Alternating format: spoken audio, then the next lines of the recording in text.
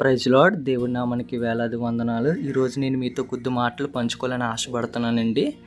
కీర్తనల గ్రంథం 119 92 వచనము, నీ ధర్మశాస్త్రము నాకు సంతోషము నీయని ఎడల నా శ్రమయందు నేను నశించి ఉందును. అంటే ఒకవేళ ప్రభువైన మాటలు, దేవుని ఒక వాక్యం మనకు సంతోషం ఇవ్వకపోతే మనం ఏమైపోతామో ఈ పాటకి. ఎందుకంటే ఎంతోమంది నశించిపోతున్నారు అన్నమాట. మనం ఇంకా ఈ రోజుల్లో సజీవ లెక్కలు ఉన్నామంటే అది కేవలం దేవుని కృపే. ఎందుకంటే చాలామంది డిప్రెషన్లో గురైపోయి వాళ్ళకున్న ఆ శ్రమలు, వాళ్ళకున్న ఇబ్బందులు ఏం చేయాలో అర్థం కాక వాళ్ళకు ఒక ఆదరణ లేక ఎంతగానో కృంగిపోతున్నారన్నమాట. అటువంటి వారికి ఆదరణ కలిగించాలని, అటువంటి వారికి ఓదార్పు కలిగించాలని మాట్లాడే మాటలంటే ఈ రోజుల్లో ఎవరు లేరు. ఎందుకంటే ప్రతి ఒక్కరూ ఎవరి స్వార్థం వాళ్ళు చూసుకుంటున్నారనమాట. పక్క వాళ్ళ కోసం పట్టించుకోవట్లేదు మాత్రం. ఎందుకంటే వాళ్ళు ఎలా జీవిస్తే మనకెందుకు, వాళ్ళు ఎలా బ్రతికితే మనకెందుకు, మనం బాగున్నాం కదా అది చాలు అని అనుకుంటున్నారనమాట. మనం అలా అనుకోకూడదు. ప్రతి ఒక్కరి కోసం మనం ప్రార్థన చేయాలి. ప్రతి ఒక్కరు వాళ్ళ అవసరతలు మన చేతనైనంత వరకు మనం తీర్చాలన్నమాట. అది మన వల్ల అయితే కాదు, కానీ దేవుని ప్రేమ లేకుండా అది ఏటి జరగదన్నమాట. దేవుని ప్రేమ ఉంటే మనం ఆటోమేటిక్గా వారికి సహాయం చేయగలం. అందుకే ఆ భక్తుడు ఏమంటున్నాడంటే, ఒకవేళ నీ మాటలు లేకపోతే నేను ఏమైపోదును అంటే, ఆ భక్తుడికి వచ్చిన శ్రమల్లోని దేవుడు ఒక మాటలు ఆదరణ లేకపోతే, ఆ మాటలు ధైర్యం ఇవ్వకపోతే ఏమైపోదునని భక్తుడు మాట్లాడుతున్నాడు అనమాట. ఇప్పుడు అదే ప్లేస్లో మన ప్రతి ఒక్కరూ ఉన్నామన్నమాట. మనకున్న ఇబ్బందులు, మనకున్న బాధలు పక్కవారికి చెప్దామంటే వారు ఎక్కడ ఇంకా మనల్ని బాధ పెడతారో అనే ఒక బాధతో మనలో మనమే కృంగిపోతున్నాం అన్నమాట. అలా కాకుండా ఈ యొక్క దేవుని ప్రేయర్ చేసుకొని, ప్రభువైన యేసుకి ప్రార్థన చేసుకుని ఎడల మనకు వాటి నుండి నెమ్మది, సమాధానం, అంటే ఆ వాక్యం ద్వారా దేవుని యొక్క మాటలు మనతో మాట్లాడితేనమాట.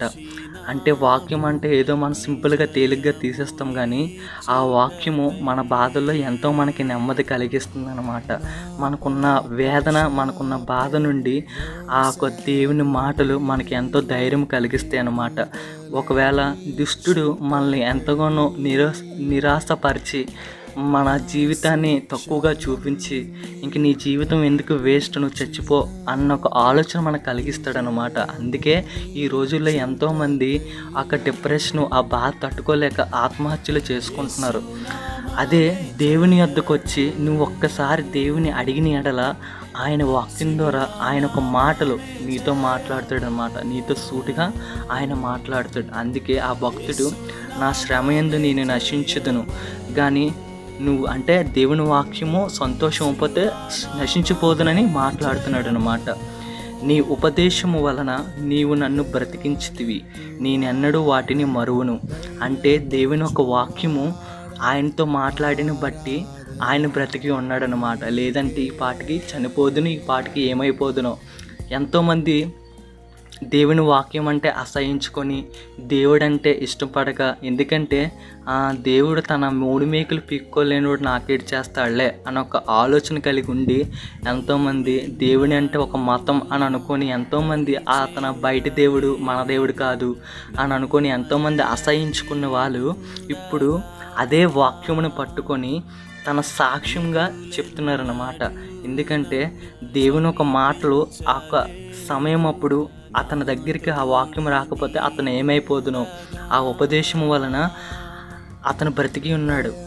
అందుకే అతను బ్రతికుండి ఏదైతే దేవుణ్ణి అసహించుకున్నాడో, ఏ దేవుడు వాక్యం అయితే వద్దనుకున్నాడో అదే వాక్యం పట్టుకొని ఒక సాక్షిగా నిలబడుతున్నాడు అనమాట. అలా ఎంతోమంది ఈ రోజుల్లో ఉన్నారనమాట.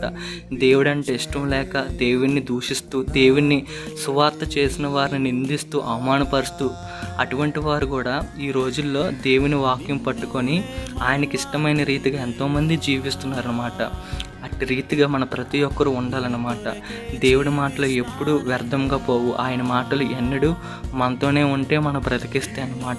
నీ ఉపదేశము వలన నేను నీ ఉపదేశములు నేను వెతుకుచున్నాను, నేను నీ వాడినే, నన్ను రక్షించుము.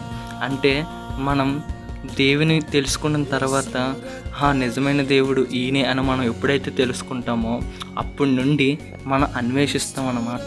అంటే ఇంతవరకు మనం చేసింది ఎలా ఉన్నాం, ఇంతవరకు మన జీవితం ఎలాగుంది, మనం నమ్ముకున్న ఒక ఏదైతే ఇప్పటి వరకు దేవుళ్ళని మనం నమ్ముకుంటున్నామో వాళ్ళకు ఉన్న గ్రంథాల్లోనే ఉన్న ప్రకారంగా ఎలా ఉంది, ఇప్పుడున్న ఎలా ఉందని చెప్పి నీ ఉపదేశములు నేను వెతుకుచున్నాను అంటే ఆ భక్తుడు ఉపదేశంలో వెతుకుచు తర్వాత అవును నేను తెలుసుకున్నాను, నిజమే ఇప్పటి వరకు నేనంటూ ఒకటే, ఇంకా ఈ దేవుడు ఎవరు లేరు అని అనుకున్నాను, కానీ నువ్వే దేవుడని తెలుసుకున్నాను, నా తండ్రివి నీవని తెలుసుకున్నాను, నేను నీవాడిని అని నేను తెలుసుకున్నాను అని చెప్పి అప్పుడు దేవుడికి ఇంకా బలంగా సాక్షిగా వాడబడతారనమాట. అట్టి రీతిగా ప్రతి ఒక్కరూ నిజమైన దేవుని తెలుసుకోండి, ఆయన వాక్యం ప్రకారం నడుచుకునేలా ఆయన సమీపంగా ఉంటాడనమాట. అందుకే దేవుని వాక్యం ఎంతో ధైర్యం ఇస్తుంది. ఈ రోజుల్లో ఎంతోమంది నశించిపోతున్నారు అనమాట. అలా నశించిపోకుండా దేవుని వాక్యం విని వాక్యానుసారంగా నడుచుకునేలా ఆయన నీ పక్షమున గొప్ప కార్యము జరిగిస్తాడు, నీకు జ్ఞానం ఇస్తాడనమాట. అంటే నీవు ఎలా నడుచుకోవాలి, ఈ లోకంలో ఎలా నువ్వు జీవించాలి, ఎలా మాట్లాడాలని ఆయన ప్రభువైన యేసు నీకు జ్ఞానమును తెలివిని ఇస్తాడనమాట. మీరు ప్రతి ఒక్కరూ తెలుసుకోవాలని నేను ఎంతగానో ఆశపడుతున్నాను అన్నమాట. ఈ కొద్ది మాటలు దేవుడు దీవించును గాక. ఆమేన్. God bless you.